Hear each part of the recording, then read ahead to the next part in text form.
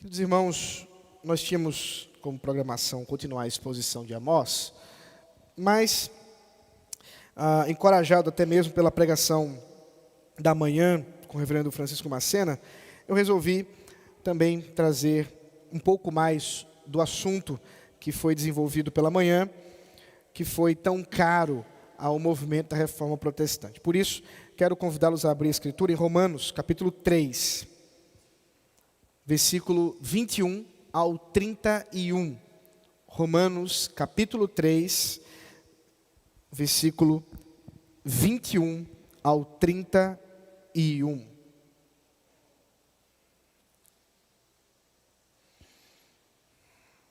Peço que os irmãos acompanhem comigo a leitura da palavra do Senhor. Mas agora, sem lei, a justiça de Deus se manifestou, sendo testemunhada pela lei e pelos profetas.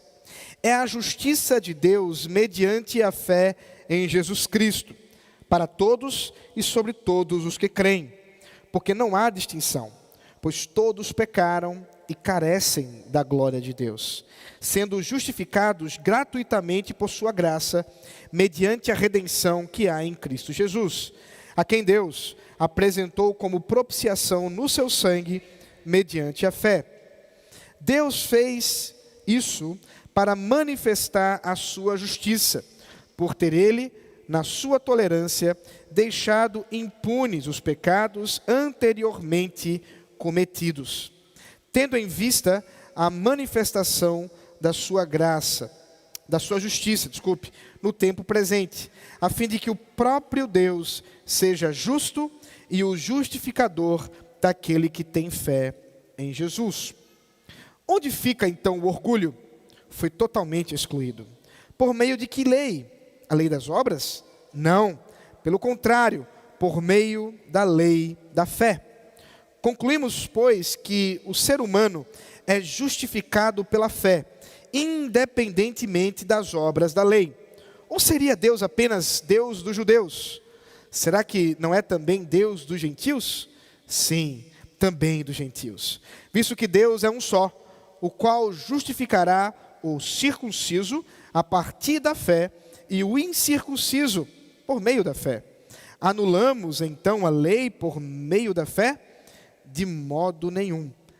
Pelo contrário, confirmamos a lei. Até aqui a palavra do Senhor. Vamos orar mais uma vez. Deus bendito, louvado, agradecido seja o teu santo nome, ó Pai, porque nos revelaste a tua palavra e nos deste, ó Deus, conhecimento sobre a salvação. E por meio, ó Deus, de Cristo, e somente por isso, nós podemos ser salvos. Mediante, ó Deus, a graça, pela fé, nos apropriamos de tamanha salvação, onde nós, pelos próprios méritos, não poderíamos ter. Por isso, Senhor, nós rogamos que estejas agora nos abençoando por meio da Tua palavra, edificando, ó Deus, o Teu povo na instrução das Escrituras Sagradas. Em nome de Jesus Cristo. Amém. 506 anos da Reforma Protestante. Meus amados irmãos, por que nós comemoramos? Por que celebramos uma data histórica que não está nas Escrituras? Será que é um mero capricho nosso, por sermos protestantes, evangélicos? Será que estamos de alguma forma idolatrando Martinho Lutero ou os outros reformadores, mencionando os seus feitos à semelhança do que fazem os católicos com respeito aos santos? São coisas que podem vir à mente quando, neste dia, num domingo que se aproxima ao 31 de outubro, nós, domingo, ou melhor, ano após ano, temos celebrado a Reforma Protestante. Algumas pessoas se incomodam com isso. Mas, queridos, eu quero tranquilizá-los que de modo algum nós estamos fazendo algo semelhante à idolatria pagã ou à idolatria de grupos como a Igreja Católica Romana. Quando nós nos lembramos dos feitos de irmãos, de corajosos feitos de irmãos como Martinho Lutero, o que fazemos de fato é enfatizarmos aquilo que nos faz ser protestantes. Quando os príncipes da região da Saxônia, juntamente com Frederico, o sábio, que era o eleitor da Saxônia, isto é, ele era um daqueles que poderia votar para a eleição do imperador, eles escreveram um documento de protesto por conta das perseguições da Igreja Católica Romana, a respeito da liberdade religiosa, para se crer que a salvação não é por obras, mas pela fé somente. E desde então, somos chamados de protestantes. Esses irmãos estavam fincados numa convicção que hoje nós ainda precisamos ter. A convicção de que são as Escrituras, e somente as Escrituras, que nós temos como guia infalível das nossas decisões, da nossa vida. Que não há outro mediador, senão Jesus Cristo. E Ele encarnado, Deus, homem. Que não há outro meio de obter essa salvação, senão pela instrumentalidade da fé, que nos é concedida somente pela graça, e que não há outro a quem devemos dar glória, senão a Deus. Esses temas, os grandes 5 temas da Reforma Protestante, estão claramente expressados nas Escrituras Sagradas. Estão claramente revelados na Bíblia, meus irmãos. Mas eles foram escondidos pelos enganos, mentiras e falsidades de uma série de doutrinas que muitas e muitas vezes tinham levado pessoas ao engano e não ao verdadeiro arrependimento. Como vimos pela manhã, as cartas de indulgência davam uma falsa certeza de perdão, uma falsa certeza de salvação, porque para muitos, por apenas alguma módica, ou às vezes não tão módica assim, oferta, recebiam uma carta assinada pelo próprio Papa, que lhes concedia perdão. Mas a Escritura é muito clara. E esse texto que acabamos de ler é muito claro sobre a verdade da justificação pela fé. Amados, quando celebramos os 506 anos da Reforma Protestante, perdão, irmãos, eu estou com bronquite, eu já falei pela manhã, eu preciso tossir, senão a coisa fica feia. O que na verdade estamos comemorando, meus amados irmãos, é que aquilo que estava escondido por entre as empoeiradas tradições da Igreja Católica Romana foi trazido à luz e não pode deixar de ser colocado como força da Igreja cristã, que nós cremos que a salvação não se dá pelos méritos do homem, mas sim de Cristo. De Cristo. E somente por Cristo. É disso que o apóstolo Paulo tratava quando escreveu exatamente a igreja de Roma. Irônico, não é? Irônico pensarmos que é exatamente esta igreja que no decorrer dos séculos se tornará a sede da igreja cristã católica, e que no decorrer destes mesmos séculos se desviará das doutrinas que o apóstolo Paulo escreveu, prescreveu e morreu por causa delas. Assim, amados irmãos, quando nos deparamos mais uma vez com esse texto, nós somos convidados a refletir sobre o valor do Evangelho de Jesus Cristo. E, portanto, queridos, vermos que de fato foi uma grande revolução que o Senhor Jesus concedeu aos homens, quando deu a Martinho Lutero os seus olhos se abrindo para observar a justificação pela fé. Eu preguei esse mesmo sermão o ano passado, em abril. E o título que eu dei a esse sermão é A Revolução Copernicana da Justificação pela Fé. Quando o Copérnico, ele propôs que não mais a Terra deveria ser vista como o centro do universo e o Sol girando ao seu redor, mas de fato o processo seria o contrário. Quando ele propôs que, na verdade, nós estamos em um sistema em que a Terra e os outros planetas giram ao redor do Sol. Essa revolução que ele propõe é chamada de Revolução Copernicana, porque isso tirava ou invertia a visão da astronomia de sua época. É curioso pensar que Lutero leu o trabalho de Copérnico antes mesmo de sua publicação. Isso porque um dos editores do livro que Copérnico escreveu, já publicado depois de sua morte, era professor de matemática em Wittenberg. As coincidências curiosas. Lutero não foi muito a favor da proposta revolucionária de Copérnico. Mas é exatamente a partir de Wittenberg também, e depois de Leipzig e outras cidades da Alemanha, que nós temos essa revolução científica. Mas o que nos interessa é a revolução espiritual, que também estava na mesma época borbulhando naquela região da Saxônia da Alemanha.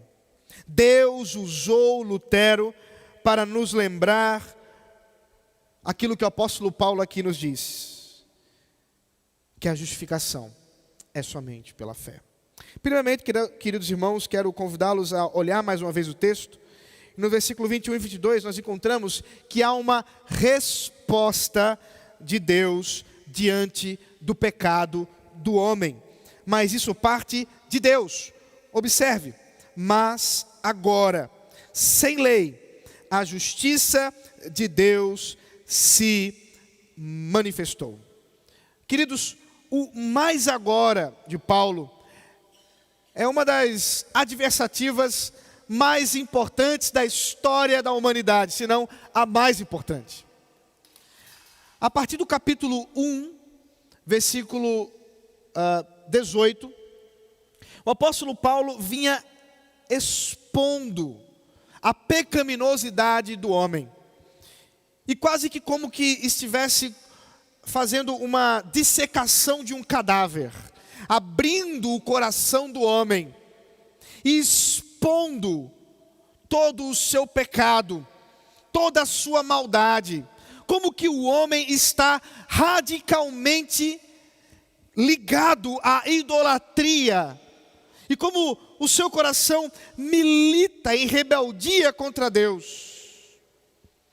O apóstolo Paulo descreve com clareza gráfica que não há um justo sequer, não há quem busque, quem entenda a Deus, citando inclusive o Salmo 14, 53. Mas diante dessa situação do homem, do pecado do homem, diante da maldade do homem, como o homem pode ser salvo? A resposta está exatamente aqui no versículo 21. Quando Paulo diz, mas agora Deus manifestou sem lei a sua justiça. O homem estava condenado em seus pecados, mas ele não poderia obter por si mesmo salvação alguma.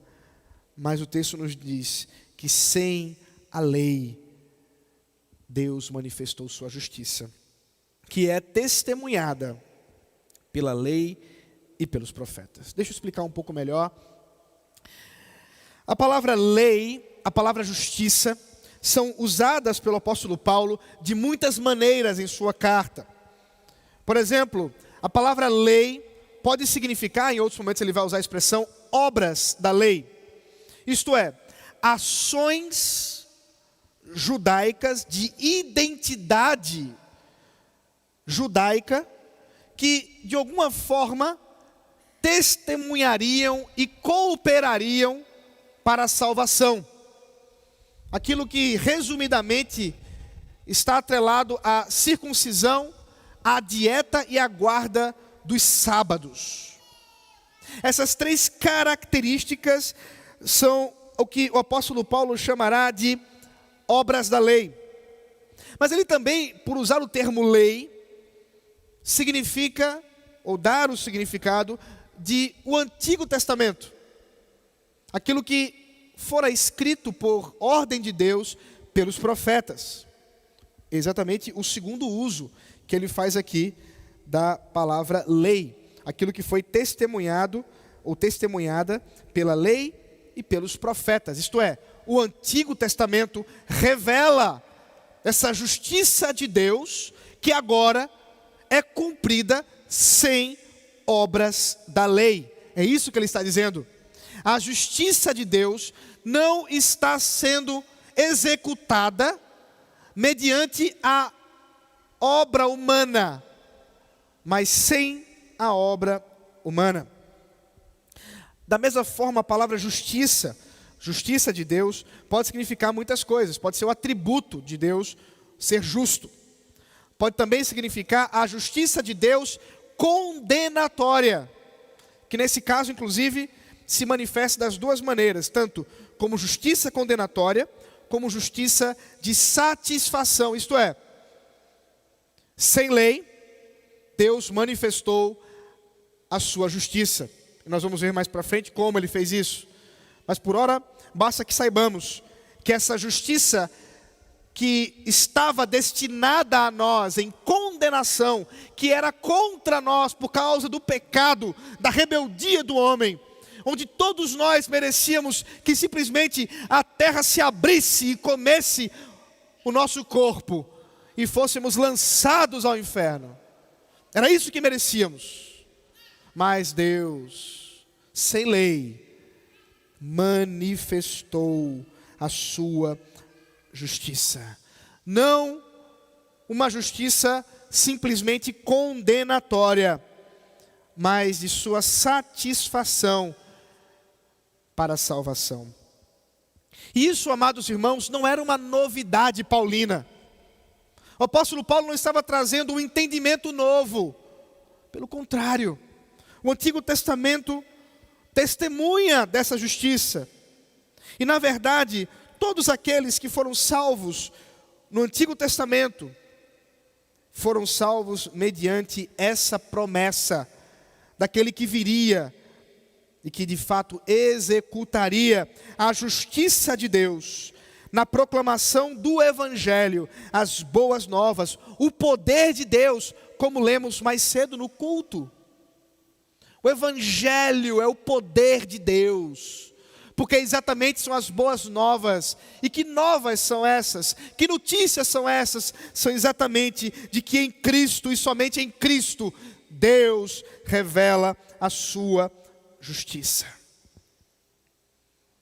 Porque em Cristo, naquela cruz horrenda, o Senhor estava satisfazendo-se para que nós pudéssemos ter vida. Deus é justiça, amados irmãos, e aplicou isso por meio da fé. Veja o versículo 22. É a justiça de Deus mediante a fé em Jesus Cristo, para todos e sobre todos os que creem, porque não há distinção, pois todos pecaram e carecem da glória de Deus. Vamos entender o raciocínio de Paulo, de trás para frente fica mais fácil. Ele diz: todos pecaram e carecem da glória de Deus. É isso que ele falou um pouquinho antes, quando ele claramente diz que todos estão destituídos da presença do Senhor. Todos estão em separação eterna diante do Senhor. O pecado não nos deixa nos aproximarmos de Deus. Todos estão nessa condição. E todos estes, diz Paulo, sendo estes gregos ou judeus, não há distinção. No entanto, assim como todos estão em pecado, a salvação se dá a todos os que creem mediante a fé em Jesus Cristo. Qual é o ponto aqui de Paulo? Amados irmãos, quando nós entendemos que a justiça de Deus precisa ser satisfeita, porque um Deus justo não pode simplesmente fechar os seus olhos diante da maldade, diante do roubo, do assassinato, da mentira, do adultério, diante da idolatria. Deus não pode simplesmente fingir que não aconteceu. A sua justiça precisa ser satisfeita. E, amados irmãos, justiça é algo simples de entender. Justiça é quando algo mal, quando uma ofensa é satisfeita mediante um ato que lhe seja equivalente. Vou dar um exemplo completamente distinto. Um vizinho seu lhe rouba uma ovelha. Você descobre, vai até ele e diz: você me roubou uma ovelha. Ele diz: perdão, meu vizinho, está aqui sua ovelha de volta. Houve justiça. O vizinho seu, em outro exemplo, lhe rouba a ovelha. Você vai lá e mata a filha dele. Houve justiça? Não. Isso é injusto. Houve um desequilíbrio de proporcionalidade. Agora, quando nós falamos que o ofendido é Deus, que equilíbrio pode ser esperado? Que ação humana pode corresponder à ofensa de abandonar, de negar, de se rebelar contra Deus? Que obra humana pode, de algum modo, justificar o homem diante do seu pecado contra Deus? Nenhuma. E esse é o problema, que diante desse quadro, a consequência, o final, é a morte eterna. Mas o que Paulo nos fala aqui, nos revela aqui,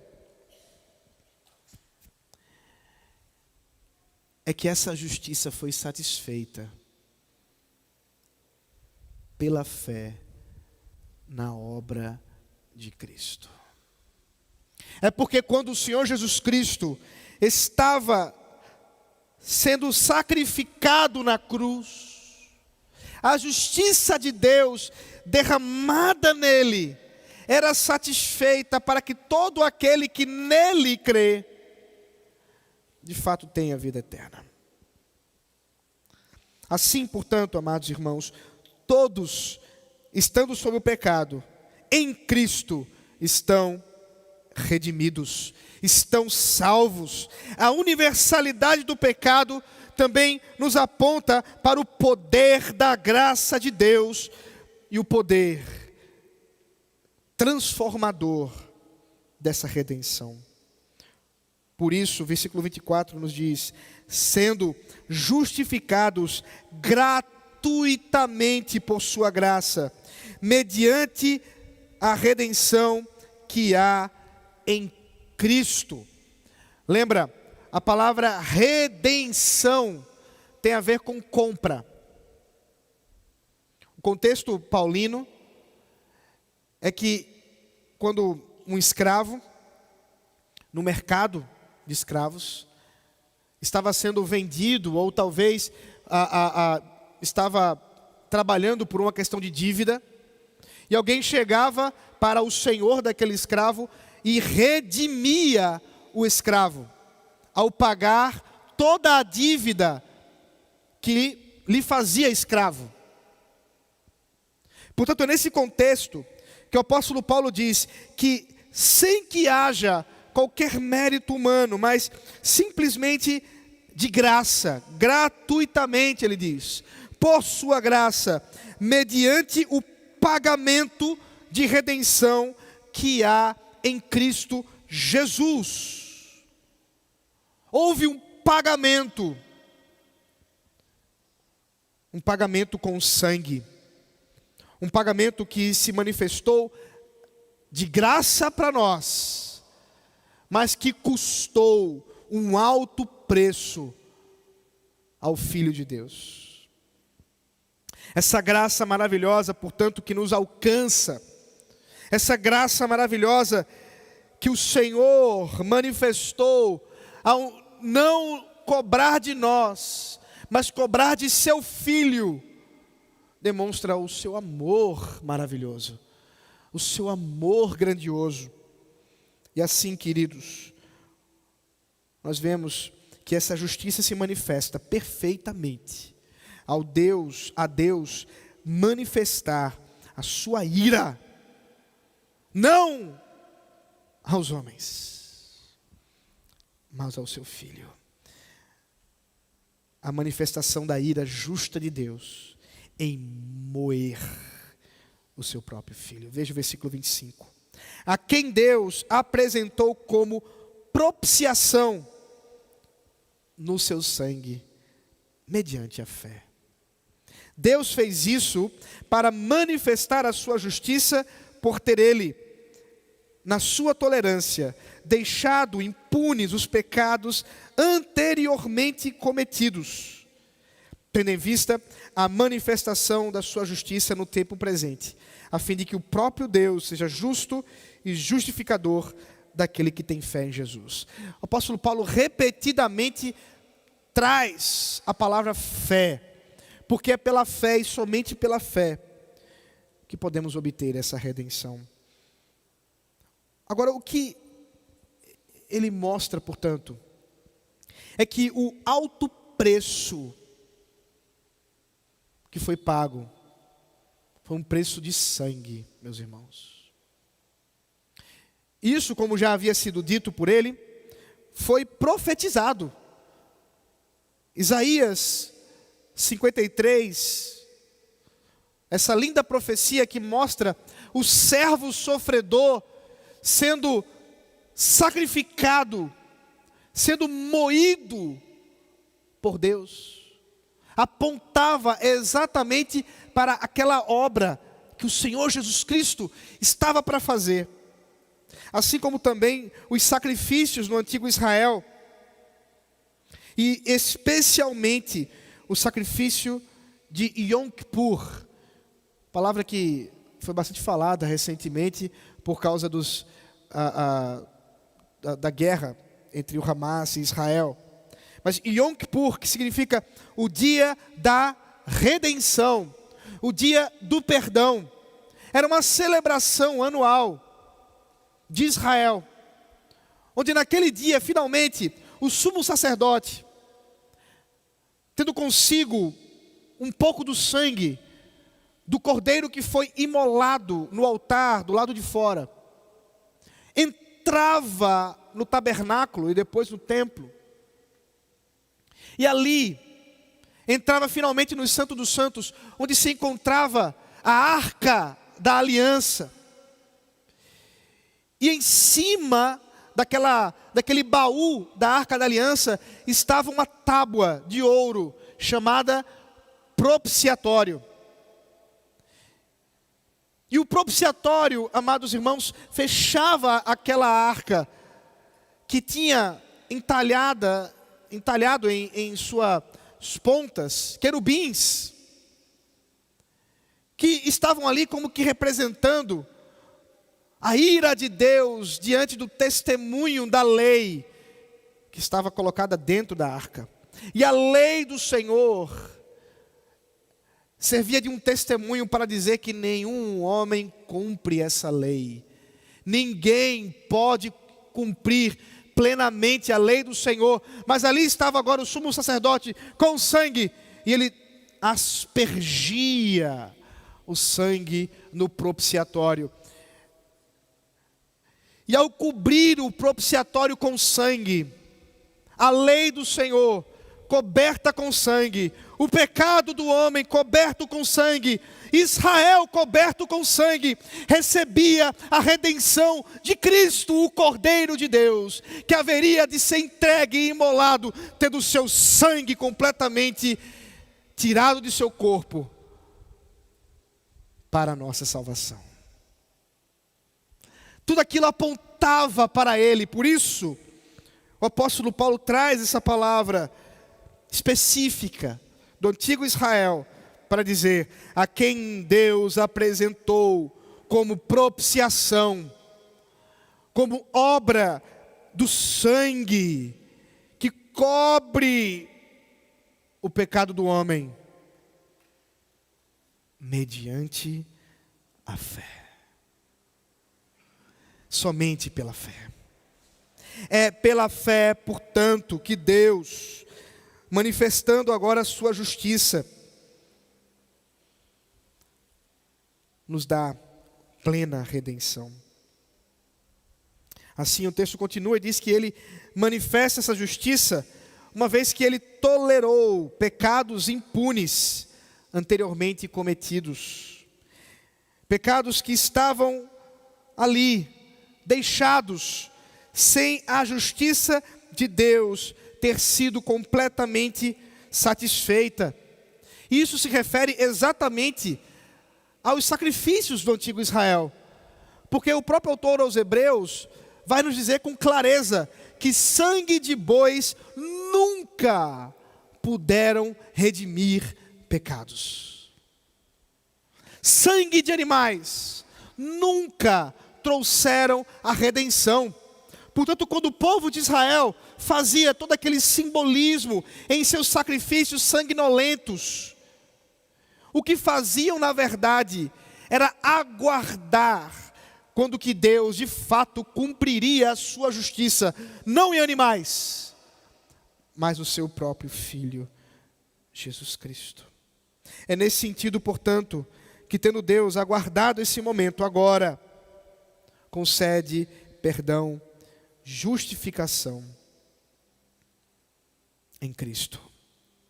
Por isso, versículo 26, ele diz: tendo em vista a manifestação, ele repete isso 3 vezes, a manifestação da sua justiça, a manifestação da sua justiça, a manifestação da sua justiça, no tempo presente, a fim de que o próprio Deus seja justo, porque Ele não pode deixar os pecados impunes, mas também justificador, isto é, fazendo de pecadores justos pela fé em Jesus. Aqui está o lindo mistério da justificação pela fé. E, meus irmãos, aqui é alguma coisa que realmente traz aos nossos corações um assombro, um escândalo. Não é à toa que quando o presbítero André mencionou que no pequeno grupo, questionados sobre quais são as evidências da salvação, nós muitas vezes nos atrelamos às obras e esquecemos a clara doutrina da justificação pela fé em Jesus Cristo, onde nós podemos estar certos de que aquele que manifesta essa fé em Jesus não há de receber uma justificação, mas já recebe essa justificação, já é declarado justo em Cristo. Lutero diria, simultaneamente pecador e justo. Um escândalo para aqueles que esperam que a obra humana tenha alguma participação, daqueles que aguardam de algum modo que o homem possa comprar a sua redenção por meio de alguma barganha com Deus, por meio talvez de alguma participação, ok. Desculpe, meus irmãos. Ok, Deus manifesta a sua graça, mas é claro que o homem também tem que dar uma ajudinha. Afinal de contas, Deus ajuda a quem? Conversa fiada, meus irmãos. Nem seu madruga, nem cedo madruga. Deus ajuda a quem Ele quer. Porque é pela graça soberana de Deus. Se dependesse de nossas madrugadas, se dependesse de nossos méritos, não restaria nada. Amados, o que precisamos entender, assim como vimos pela manhã, é que se o Senhor, se Deus em Cristo, tivesse feito quase tudo, olha, Deus fez quase tudo, basta apenas, pronto, não teria salvação nenhuma. O que viesse em seguida seria motivo de nós não sermos salvos. O problema é exatamente isso, que às vezes nós escutamos esses discursos ainda dentro da igreja evangélica. Olha, o Senhor fez quase tudo, mas você também precisa fazer alguma coisa. Pronto, acabou. Não há mais esperança, o evangelho acabou, Deus não manifestou sua justiça, Cristo morreu em vão e vamos todos para o inferno. Seria isso, mas não é isso. Não é isso. Porque nós não podemos participar da redenção nem por 1 milímetro. Por nada, nada, nada. É nesse sentido, queridos irmãos, que Paulo explica que uma vez que a justificação é pela fé, não há orgulho algum do homem diante da obra de Deus. Veja o versículo 27. Onde fica então o orgulho? Foi totalmente excluído. Por meio de que lei? Lei das obras? Não. Pelo contrário, por meio da lei da fé. Assim, Paulo conclui. Concluímos, pois, que o ser humano é justificado pela fé, independentemente das obras da lei.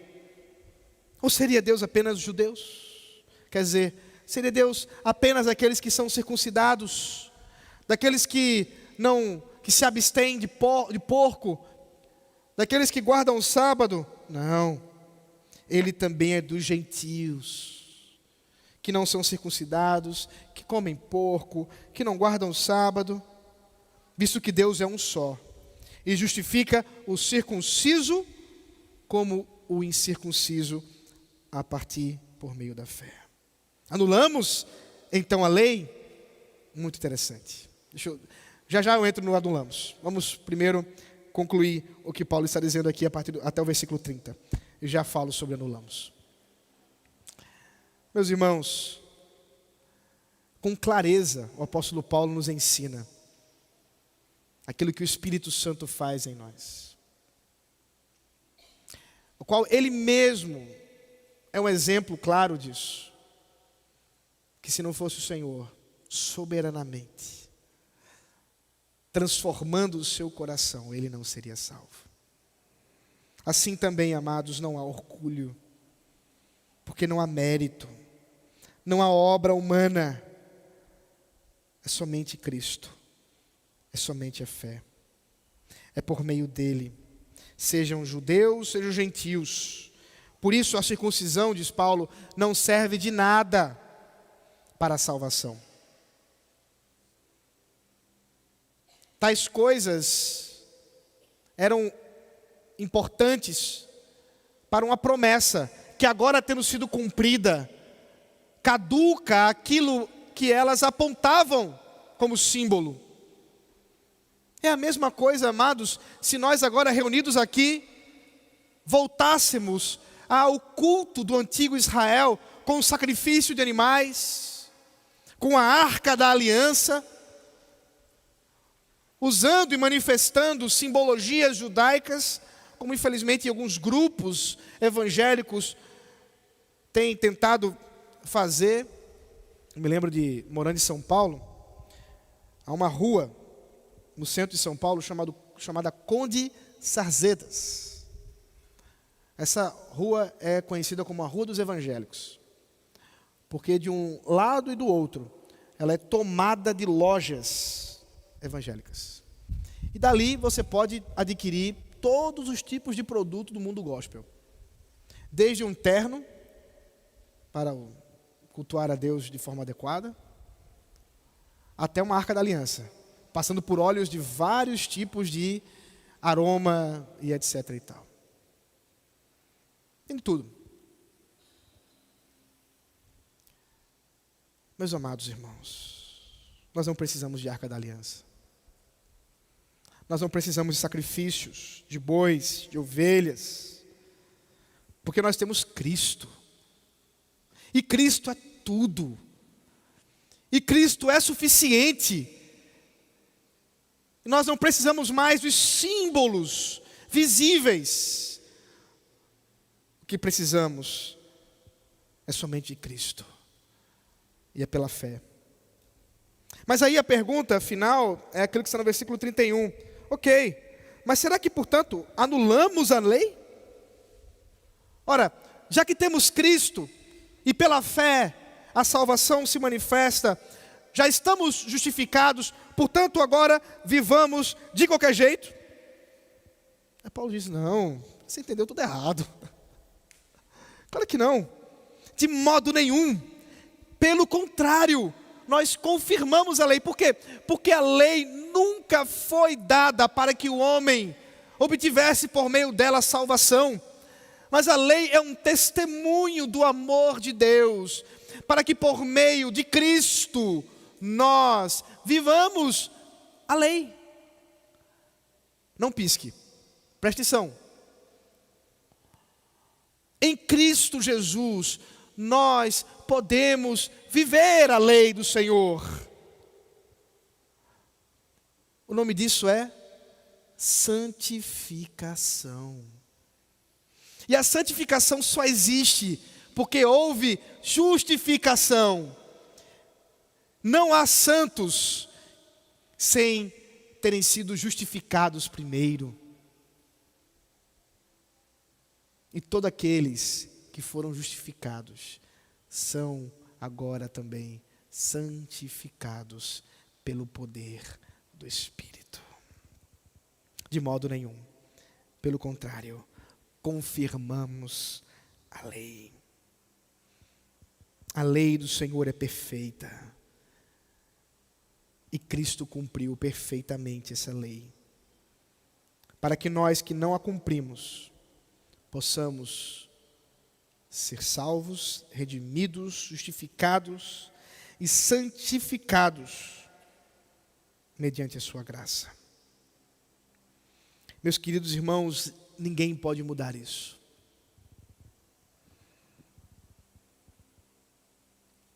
Muitos tentaram mudar. Muitos tentaram distorcer por causa das tentativas tolas de tentar mudar a verdade de Deus. E isso continua em nossos dias. Mas nós podemos declarar, assim como tem sido declarado há 506 anos, o justo continua vivendo pela fé. Continuamos declarando aquilo que foi declarado há 2000 anos aproximadamente. O justo viverá pela fé. Aquilo que foi declarado há 4000 anos, inclusive por meio de Abacuque. Não é 4000 não, é menos que isso. Estou chutando aqui. O justo virá pela fé. Na verdade, aquilo que foi declarado há uns 8, 10 mil anos, eu nem sei quanto tempo faz isso, quando Deus disse a Adão e Eva, declarando à serpente, que haveria um que pisaria na cabeça da serpente, descendente da mulher, e ali eles deveriam crer. O justo viverá pela fé, e é assim, meus irmãos. Nessa noite nós somos lembrados do nosso chamado para crer. Crer em Jesus. Não faz sentido nós estarmos aqui reunidos se não for para declarar que cremos em Jesus. Talvez você tenha vindo essa noite e sua fé anda trôpega. Talvez você esteja frio. Talvez você tenha dúvidas. Talvez você nunca tenha declarado que crê em Jesus. Mas o mesmo evangelho que foi pregado entre os judeus, entre os gentios, entre os europeus do século XVI, é o mesmo evangelho hoje, diante dos seus olhos. É Jesus Cristo. Não há outro meio de salvação. E não há idade para isso. Não há idade para se entregar a Cristo. E, portanto, contemple a cruz. Contemple o Senhor Jesus Cristo, que no alto daquela cruz derramou seu sangue. Mas a morte não venceu. Ele ressuscitou. E vivo está. E nós, hoje, no seu santo dia, dia de sua ressurreição, o domingo, podemos dizer mais uma vez, que o Deus vivo, o Redentor vivo, Jesus Cristo, continua redimindo pecadores, pois todos pecaram, carecem da glória de Deus, sendo justificados por sua graça, mediante a redenção que há em Cristo Jesus. Amém. Vamos orar. Louvamos, ó Deus, o teu santo nome, porque mediante a graça, e somente mediante a graça, temos salvação. Louvamos, Senhor, porque essa redenção nos foi comprada com o sangue do teu Filho. Nós não poderíamos fazer absolutamente nada por nós mesmos, mas o Senhor, ao se entregar, entregando o teu Filho em nosso favor, nos deu essa redenção, cumprindo a tua justiça perfeita. Por isso, Senhor, nós te pedimos e suplicamos, aplica em nós, aplica em nossa alma, em nosso ser, para que vivamos essa verdade hoje, com gratidão em nosso coração, em novidade de vida, para a tua honra e para a tua glória. Em nome de Jesus Cristo. Amém.